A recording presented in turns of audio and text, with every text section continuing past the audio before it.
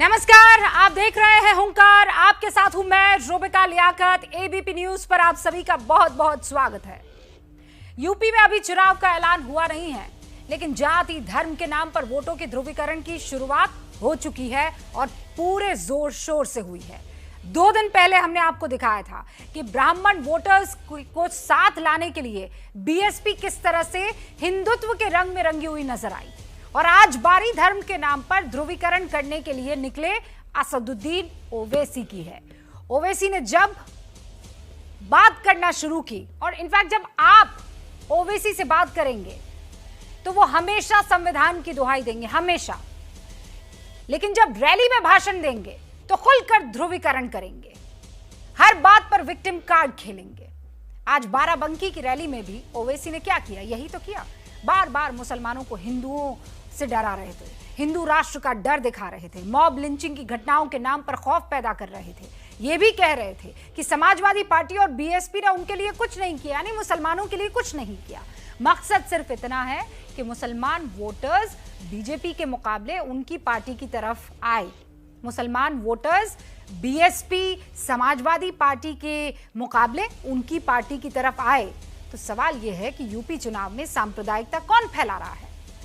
सवाल यह है कि क्या मुसलमान वोटर्स को अपनी तरफ खींचकर वो विपक्ष को कमजोर नहीं कर लेंगे? क्योंकि 100 सीटों पर लड़कर उनकी सरकार तो बनने से रही, लेकिन इससे समाजवादी पार्टी और बीएसपी को नुकसान होगा, और शायद यही वजह है कि उन पर बीजेपी का बी टीम होने का आरोप भी लग रहा है। आज की हुंकार इसी मुद्दे पर, लेकिन आप रिपोर्ट देखिए और क्यों आज इस पर यह डिबेट करनी जरूरी थी, आप समझेंगे।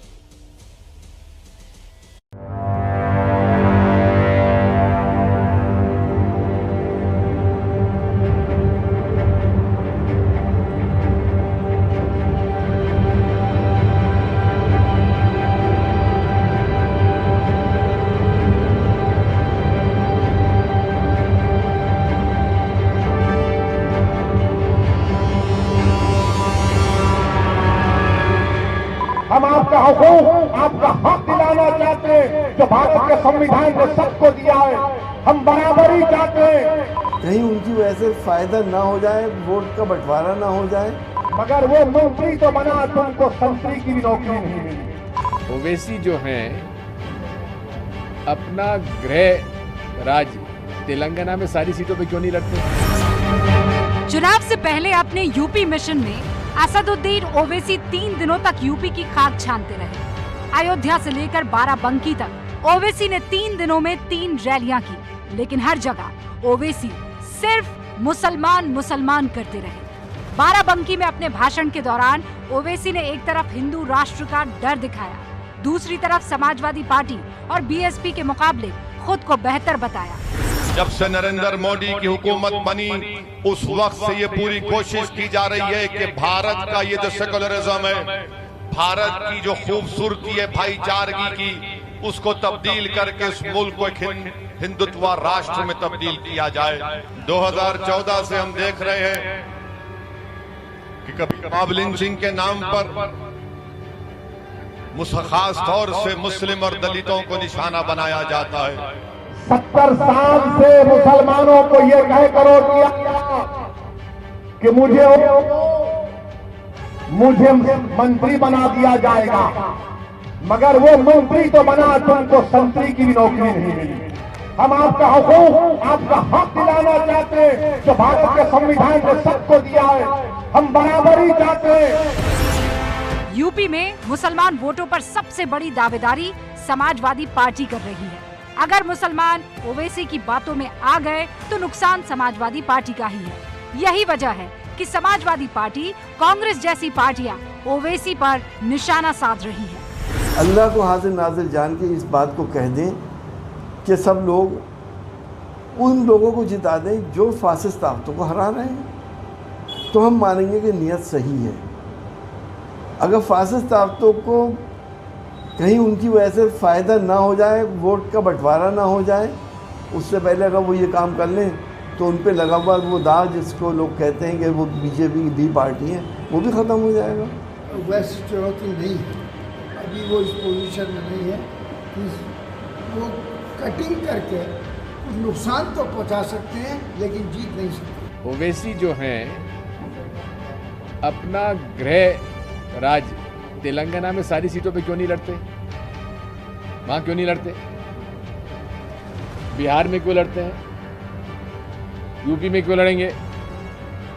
केवल भाजपा से मिली कुश्ती है। मैं तो शुरू से इस बात कहता रहा हूं। ओवैसी के यूपी दौरे में ही एक खबर ये भी आई कि माफिया डॉन मुख्तार अंसारी से बीएसपी पीछा छुड़ाने की तैयारी में है। सूत्रों के मुताबिक इस बार के विधानसभा चुनाव में बीएसपी मुख्तार अंसारी को टिकट नहीं देगी। मुख्तार को पार्टी से भी निकाला जा सकता है। अब देखना ये होगा कि क्या मुख्तार को भी ओवैसी अपनी पार्टी में शामिल करेंगे। ये अटकलें इसलिए क्योंकि ओवैसी ने यूपी दौरे में एक और माफिया डॉन अतीक अहमद को अपनी पार्टी में शामिल कर लिया है।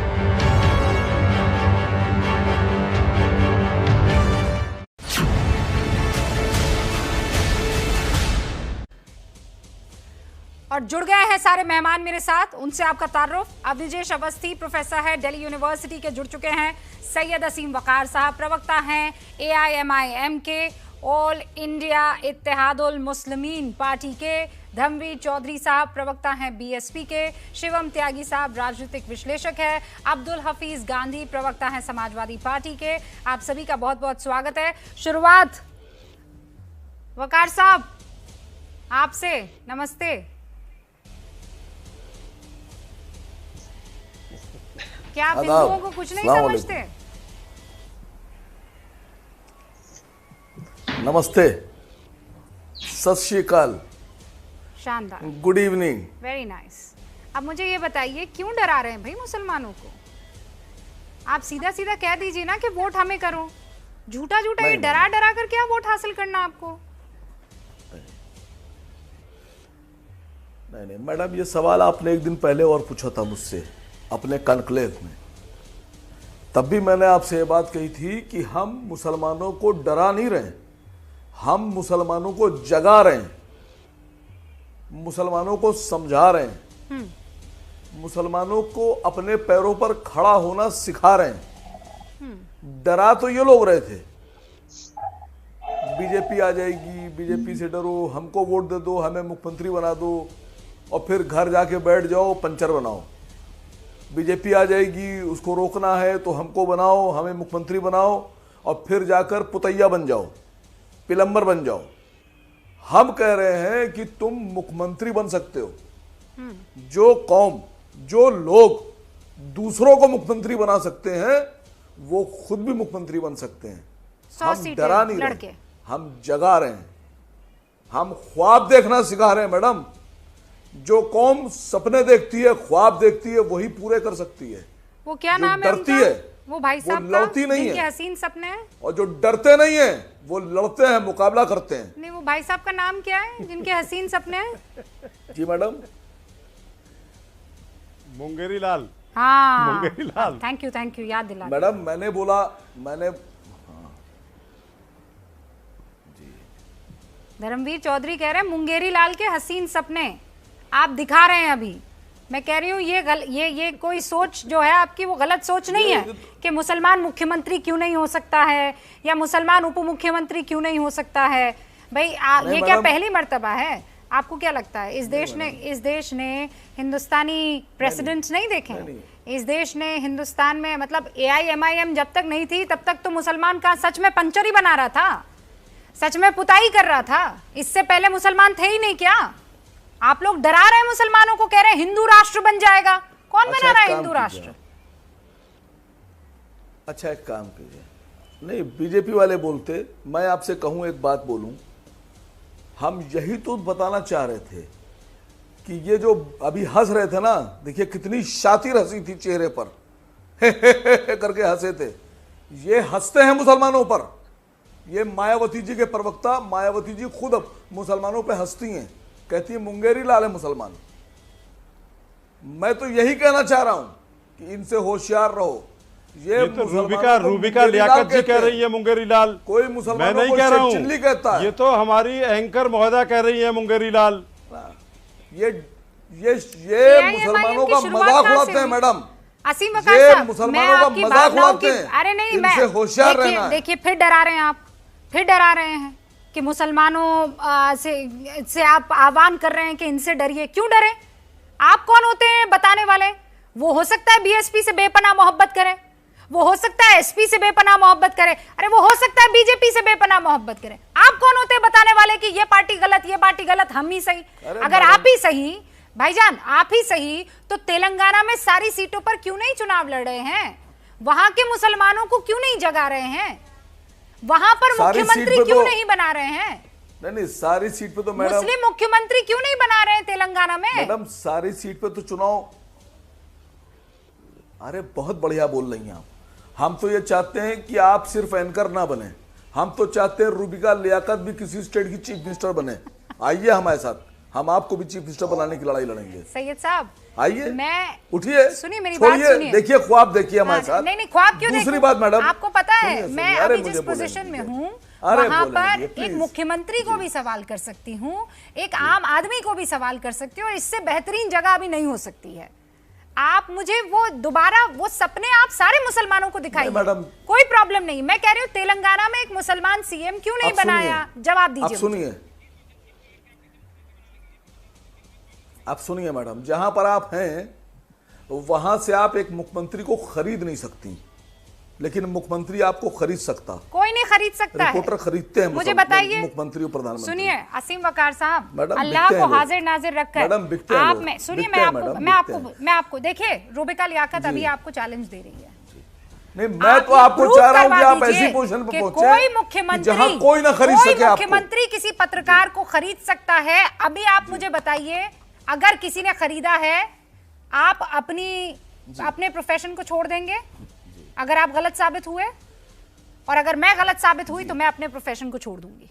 नहीं, मैं क्यों छोड़ दूंगा मैडम, मैं गलत साबित नहीं तो मैं आपको चैलेंज कर रही हूँ ना। आप कह रहे हैं कि मुख्यमंत्री खरीद सकता है, मैं आपको चैलेंज कर रही हूँ कि मुझे किसी मुख्यमंत्री ने खरीदा हो, आप ये प्रूफ कीजिए, मैं अपना प्रोफेशन छोड़ दूंगी। आपके लिए नहीं, मैं अपना प्रोफेशन, मैं कहीं नजर नहीं आऊंगी। अरे आपको नहीं कह रहा हूं मैडम, आपको नहीं कह रहा हूं मैडम, आपको नहीं कह रहा हूं, मैं तो कह रहा हूं कि मुख्यमंत्री को कोई नहीं खरीद सकता। मुख्यमंत्री चाहे तो खरीद सकता है, और हम आपको ऐसी, हम आपको बार मुख्यमंत्री रही है, कहां किसे खरीदा बताइए जरा सैयद असीम वकार साहब को। सुनिए, मुसलमानों को डराकर अगर मुख्यमंत्री बनना है तो मैं ऑफर ठुकराती हूँ offer on air. Dharamvir Chaudhary साहब, मुसलमानों नहीं, मुसलमानों को डरा के नहीं, मुसलमानों को जगा के बनाना है, मुसलमानों को अपने पैरों पर खड़ा करना सिखाना है, मुसलमानों को दौड़ना सिखाना है रेस में। बेवकूफ बना रहे थे। सैयद असीम वकार की पार्टी आई और उन्होंने मुसलमानों को जगा दिया। उन्होंने साइकिल पंक्चर बनाने वाले को अभी हेलीकॉप्टर उड़ाना सिखा दिया। कहां रह गए आप? रूबिका लियाकत जी, हमारी आपको इस डिबेट की तह में जाना होगा, और ये जो ओवैसी साहब घूम रहे हैं इसकी तह में जाना होगा। ये जो बहुजन समाज पार्टी के प्रबुद्ध वर्ग के सम्मेलन की जो सफलता है, उससे ये बीजेपी, आरएसएस, नरेंद्र मोदी जी, अमित शाह और योगी आदित्यनाथ घबरा गए।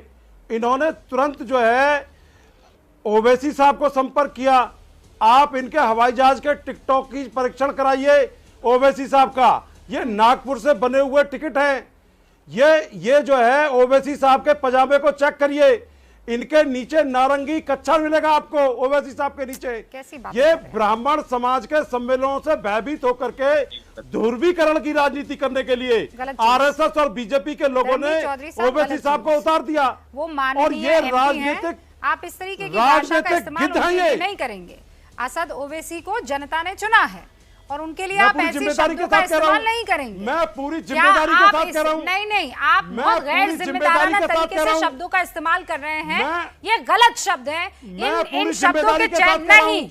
आप इनकी आइडियोलॉजी को लेकर सवाल उठाइए, लेकिन आप असद ओवैसी के ऊपर पर्सनल टिप्पणी करेंगे तो मैं आपको मेरे शो में अलाउ नहीं करूंगी। अगर सोचिए सैयद असीम वकार साहब मायावती पर इस तरीके की टिप्पणी करते तो भाषा बोलते हैं। नहीं, आप मुझे बताइए, तो आप 10 तरीके के इन पर आरोप लगाते हैं। सैयद हसीन वकार को आप कहते हैं कि औरतों की इज्जत नहीं करते हैं, सैयद हसीन वकार को आप कहते हैं कि हिंदुओं की ये इज्जत नहीं करते हैं, और आप असद ओवैसी को कुछ भी कह देंगे, कैसे कह देंगे? धर्मवीर चौधरी साहब, मैं आपको वार्न कर रही हूँ, कतई नहीं, मैं इस शब्दावली का इस्तेमाल करने की आपको इजाजत नहीं दूंगी, चैलेंज करता हूँ, नहीं दूंगी मैं इनके प्रवक्ता को चैलेंज करता हूँ। ये ऐसे फनी चैलेंजेस मत दीजिए, को तोड़ने का काम ऐसे फनी चैलेंजेस मत दीजिए। संवैधानिक वकार साहब जवाब दीजिए जल्दी, और उसके बाद बाकी 3 मेरे मेहमान। रूबिका जी, ये संवैधानिक लोग नहीं है, ये भारत के संविधान। मैडम थोड़ा शांत कराइए इनको। इनकी भाषा, एक पार्टी नारंगी रंग चाहती है, दूसरी पार्टी जो है हरा रंग चाहती है, और ये उसमें ट्वीट कर रहे हैं, और आप नीला रंग चाहते हैं। ये बाहर के लोग जो रूबिका जी आते हैं, आप नीला रंग चाहते हैं। जो देखिए, आप कौन सा सतरंगी चाहते हैं? आपको फिर मैं दोबारा चैलेंज कर रहा हूं, इस बहुजन समाज पार्टी में हम अल्लाह अकबर भी बोलेंगे तो जय सिया राम भी बोलेंगे। आप इनसे बुलवाइए, ओवैसी साहब से जय श्री राम बुलवाइए, जय सिया राम। हमारी पार्टी संवैधानिक, बाबा साहब के संविधान के हिसाब से चलती है।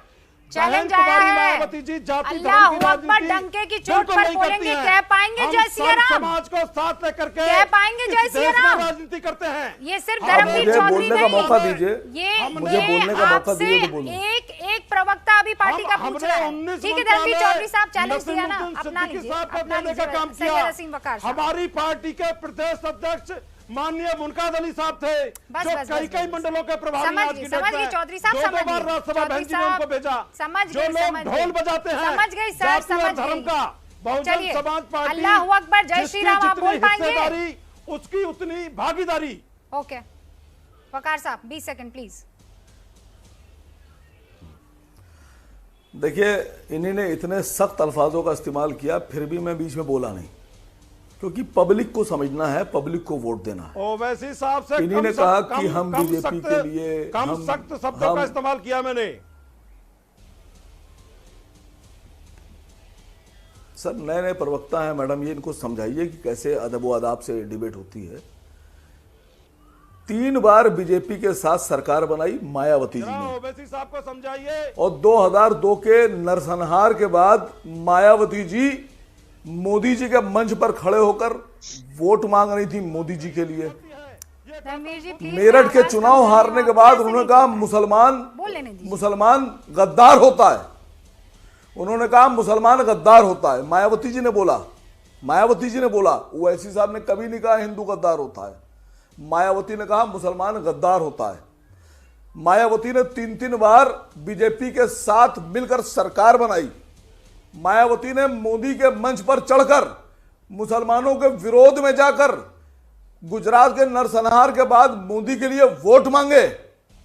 अब जनता तय करेगी कि कौन किसकी नेकर खाकी और किसकी चड्ढी नारंगी, ये जनता को तय करने दीजिए। आप लोग खत्म हो जाइएगा, इसके ऊपर आप सोचिएगा भी मत, कोई भी बाबा साहब का संविधान के साथ चलती है। हाँ ठीक है। समाजवादी पार्टी से भी हमारे साथ प्रवक्ता यहाँ पर मौजूद है। आपने अपने नाम के आगे जो गांधी लगाया है, मैं ये जानना चाहती हूँ अब्दुल हफीज गांधी साहब कि ये जो मुसलमानों का वोट है, इसको लेकर कितने और रंग देखने को मिलेंगे पार्टियों में? नहीं, इनसे पूछे धर्मवीर चौधरी से कि मायावती ने बीजेपी के साथ गठबंधन 3 बार किया कि नहीं किया। वकार साहब रुक जाइए, इनसे पूछिए। गांधी साहब, नहीं, ये धर्मवीर चौधरी से पूछिए आप कि कौन सी नेकर पहने थे। जी, मैं कह रहा हूं रूबिका जी, आप अपना सवाल पहने थे। अब्दुल हफीज बीजेपी के साथ 3 बार सरकार बनाई। आप दोनों रुक जाइए सर, मेरे 3 मेहमान हैं, आप दोनों की आवाज कम कर रही हूँ। मैं यहाँ पर फिर वापस इसी बात पर लड़ाई हो जाएगी। अब्दुल हफीज साहब, मुसलमानों को डराकर वोट मिलेगा? उनको समझाकर कि नहीं हम सब भारतीय, वोट नहीं पाया जा सकता है? डराना जरूरी है बीजेपी से, हिंदुओं से?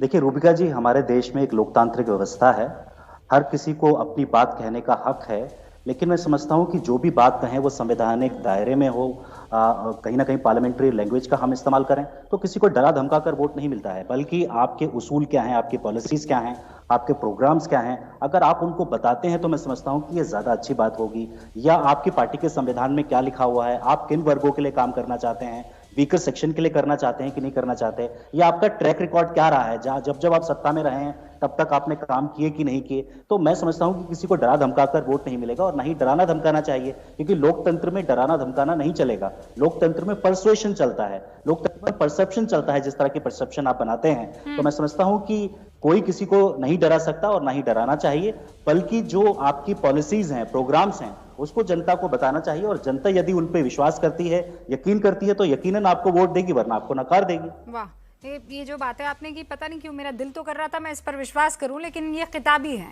ये सिर्फ भाषण देने के लिए अच्छी लगती है, लेकिन सच ये है कि एक दूसरे से जब तक डराएंगे नहीं तब तक वोट पाएंगे नहीं। क्यों अवनीश अवस्थी साहब? रुबिका जी, अभी आपने देख लिया कि ओवैसी जी के पार्टी के प्रवक्ता, बीएसपी के प्रवक्ता और समाजवादी पार्टी के प्रवक्ता, तीनों ने क्या कहा। समाजवादी पार्टी के प्रवक्ता ने कहा कि नहीं, संवैधानिक दायरे में होना चाहिए, विकास के आधार पर होना चाहिए, सब कुछ होना चाहिए। ये वही समाजवादी पार्टी है जो कहती है और मैं तुम्हारे लिए क्या कर सकता हूँ, 16 कार सेवकों को मैंने मार दिया था और इससे ज्यादा कुछ कर सकता हूँ क्या मुसलमानों के लिए। ये वो पार्टी है। मैं तो सिर्फ एक वक्तव्य सुना रहा हूँ। मैं अगर लंबे चौड़े सारे वक्तव्यों की इनकी लिस्ट बता दूं तो, और वकार साहब जो कह रहे हैं ना कि साइकिल में पंक्चर कब तक लगाता रहेगा, वो इन्हीं के लिए बोल रहे हैं कि साइकिल में पंक्चर जो लगाते रहे। लेकिन मुझे हैरत इस बात, आप लोग जिस मुख्यमंत्री से आते हैं वो विचारधारा नेगेटिव विचारधारा है, और आप कोई कंस्ट्रक्टिव काम नहीं कर सकते। ये कोई आप 6 शिक्षा मंत्री हुए पहले के, आपका कंस्ट्रक्टिव काम नहीं हो सकता। आप लोगों के कनेक्शन सुनिए गांधी साहब सुनिए, आप बीच में बोलेंगे, आप दोनों की आवाज एक दूसरे की आवाज को काटेगी। मैं कह रही हूँ एक को कंप्लीट करने दीजिए, फिर मैं आपके पास आऊंगी। हाँ प्रोफेसर साहब, मैं रूबिका जी कह रहा हूँ कि संविधान की बात की तो इनको बुरा लग रहा है, नेगेटिव पॉलिटिक्स से बाहर निकल आने पर। आप दोनों स्काइप पर हैं, आप दोनों एक साथ बोलेंगे, कुछ नहीं सुनाई देगा। अवनीश अवस्थी, मैं आपकी बातें मैं सुन नहीं पाई हूँ, 20 सेकंड वापस रिवाइंड कीजिए, क्या कह रहे थे आप? मैं रुबिका जी, बड़ी साफ सी बात है कि आज यहाँ पर जिस तरीके से समाजवादी पार्टी के प्रवक्ता कह रहे हैं कि विकास के लिए और इसके लिए और उत्थान के लिए करना चाहिए, ये वही है। ये सब लोग आपने देखा होगा मुसलमान कर रहे हैं, कभी ब्राह्मण करते हैं, कभी यादव करते हैं। इनको मालूम नहीं कि 2014, 2017, 2019 का इलेक्शन देखा इन्होंने। भारतीय राजनीति का व्याकरण बदल गया। अब आप नहीं मांग सकते, नहीं तो जातियों के आधार पर, धर्म के आधार पर। आपके वो साक्षी महाराज हैं, वो भी तो अब हिंदुओं को डराने का ही काम कर रहे हैं ना। वो कौन सा सबको साथ लेने का काम कर रहे हैं? हाँ, साक्षी महाराज का वो एक वीडियो बड़ा वायरल हो रहा है, या हाय हुसैन हम ना हुए, उनके बारे में समझाते हुए दिखाई दे रहे हैं। इन लोगों को आप क्यों नहीं समझाते? ये हिंदुओं को डरा रहे हैं, ये मुसलमानों को डरा रहे हैं। रुबिका जी सुन लीजिए, आपने मेरे से सवाल किया, 10 सेकंड दे दीजिए मुझे, 10 सेकंड दे दीजिए। यहाँ पर समाजवादी पार्टी के प्रवक्ता तमाम तालिबान का समर्थन कर रहे हैं। हम तालिबान का विरोध कर दें, नॉर्दर्न अलायंस का समर्थन कर रहे हैं, तो नॉर्दर्न अलायंस वाले भी मुसलमान हैं। हमें उस कट्टर मुसलमान जो मरता है मुसलमान, उसके साथ हैं हम। जो मारता है मुसलमान, उसके खिलाफ हैं हम।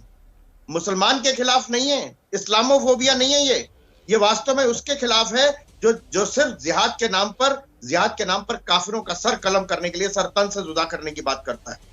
और ये सब तमाम लोग बर्क साहब बताइए ना, गांधी साहब, बर्क साहब ने या एसटी हसन ने या बाकी लोगों ने या इनके वकार साहब हैं, ये सब मुसलमानों की उस जिहादी प्रवृत्ति का समर्थन करते हैं ना। लेकिन हम नहीं, ये बताइए, कभी आप कंस्ट्रक्टिव बात करेंगे कि नहीं? जब भी आप टीवी चैनल्स पर आएंगे, किसी मीडिया पर आएंगे, इसी तरह की आप बातें करेंगे, कम्युनल बातें करने का काम करेंगे। आपके पास कोई विकास का एजेंडा है? आप कभी बीजेपी के बारे में बोलते हैं कि किस तरह के स्टेटमेंट माननीय प्रधानमंत्री जी ने दिए? आप देखते हैं कि किस तरह के स्टेटमेंट योगी जी ने दिए? आप एक पर्टिकुलर विचारधारा जो कंजर्वेटिव विचारधारा है, आप उसका समर्थन करेंगे। मैं ये कह रही हूँ, नहीं, आप मेरी बात सुनिए। अब निजेश अवस्थी ये कह रहे हैं कि वो चाहे एसटी हसन हो, चाहे वो बर्क साहब हो, ये जो सलाम दुआ करते हुए नजर आ रहे हैं तालिबान को, आप लोग खुलकर क्यों नहीं बोलते हैं कि जो भी कर रहे हैं ये बेवकूफ़ी कर रहे हैं?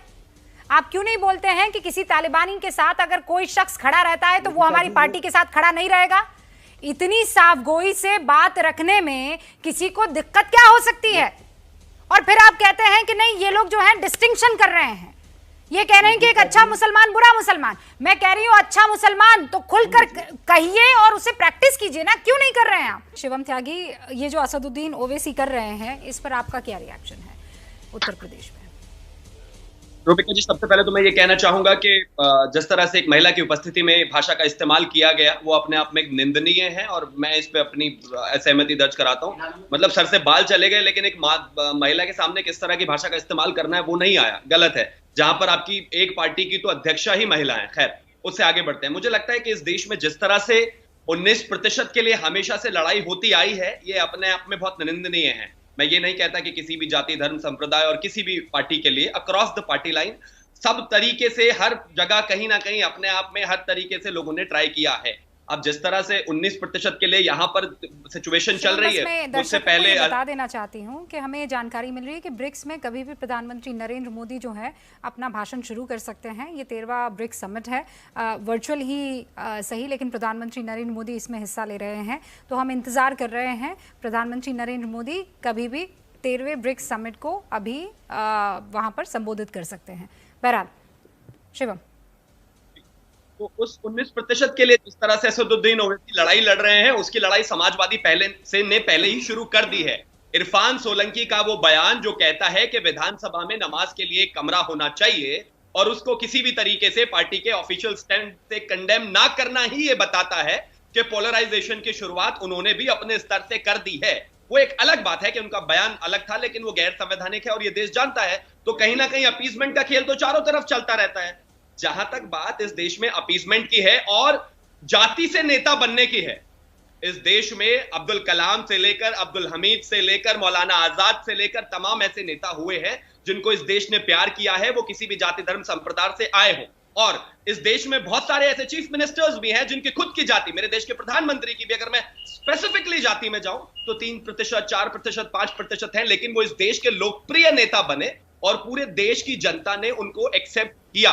तो मुझे लगता है कि ज्यादातर सिचुएशन में इस देश में, अगर कुछ केसेस को छोड़ दें, तो इस देश में एक नेता की लीडरशिप स्किल्स, क्वालिटीज और वो इस देश के लिए क्या कर सकता है उसको देखा जाता है। लेकिन अगर असदुद्दीन ओवैसी या अखिलेश यादव इस चीज को देखते हैं कि मुस्लिमों के लिए सरकार खतरा है, तो मुझे लगता है उन्हें रिकॉर्ड उठाकर देखना चाहिए, उन्हें 3 तलाक पर देखना चाहिए, उन्हें मुस्लिम एजुकेशन पर देखना चाहिए, उनके रिहेबिलिटेशन पर देखना चाहिए, उनके घर को लेकर देखना चाहिए। धर्मवीर चौधरी कुछ कहना चाह रहे हैं और उसके बाद असीम वकार साहब। धर्मवीर चौधरी। रूबिका जी, अभी कुछ दिन पहले मोहन भागवत जी का एक बयान आया था जो आरएसएस के चीफ हैं। उन्होंने कहा कि हिंदू मुस्लिम का डीएनए एक है। तो मैं आरएसएस और बीजेपी के लोगों से ये पूछना चाहता हूं कि ये हिंदू और मुस्लिम का जब डीएनए एक है तो ये आरएसएस और बीजेपी के लोग मुस्लिम समाज के खिलाफ क्यों हैं? इतनी इनकी कथनी और करनी में इतना अंतर क्यों है? और मैं आदरणीय बहन कुमारी मायावती जी और अपनी सरकार के बारे में बता दूं, उर्दू फारसी विश्वविद्यालय का निर्माण लखनऊ के अंदर आदरणीय बहन कुमारी मायावती जी ने कराया। जो मुस्लिम अल्पसंख्यक समाज के लोग थे 27% कोटे में, चाहे वो मुस्लिम जाट थे, चाहे वो मुस्लिम नाई थे, चाहे मुस्लिम गुजर थे, उनको 27% कोटे में आरक्षण की व्यवस्था सुनिश्चित कराने का काम भी आदरणीय बहन कुमारी मायावती जी ने कराया। छात्रों को वजीफा दिलवाने का काम कराया। इस गाजियाबाद में हज हाउस का निर्माण हमारी सरकार ने कराया। तो ये इनकी कथनी करनी में कितना अंतर है, ये करते नहीं है। लेकिन आदरणीय बहन कुमारी मायावती जी अपने कार्यों से सर्व समाज के लोगों का हित सुरक्षित रखती हैं। और आज फिर मैं दोबारा कह रहा हूं, ये जो लोग हैं ये बांटने की राजनीति करते हैं, बहुजन समाज पार्टी जोड़ने का काम करती है। शंखनाद करवाना पड़ता है ना, मंत्रोच्चार करवाना पड़ता है ना। नहीं, हम तो यहाँ बैठकर आप वजीफा, उर्दू, फारसी, तमाम तरीके की चीजें कह रहे हैं। हम तो जय सिया राम बचपन से बोलते हैं।